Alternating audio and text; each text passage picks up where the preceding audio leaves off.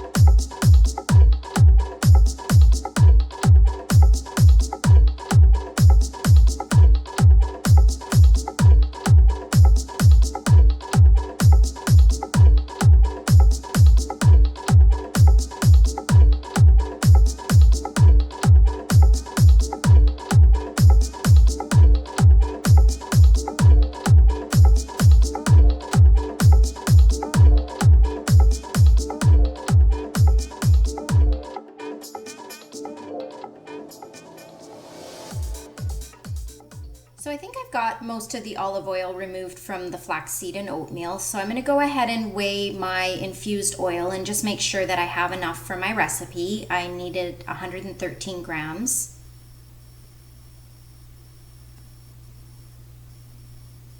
If I don't have enough, I'll just top it up with a little bit of straight olive oil. Oh, and I do have enough, and I actually have about 40 grams left over, so I would probably reduce the amount of olive oil I use for my infusion next time. So my oils are all ready, and we did infuse the olive oil with oatmeal, but I thought it would be nice to add some oatmeal as well to the soap. So here I'm adding some powdered oatmeal. I'm going to stick blend some powdered oatmeal into my oils before I add my lye solution. And I'm just going to stick blend it until I can't really see any more lumps of oatmeal.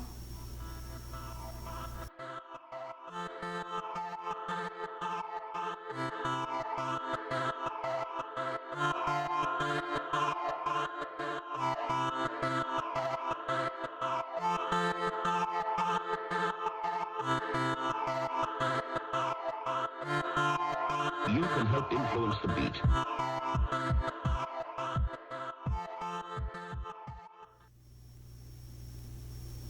I'm going to add my lye solution now.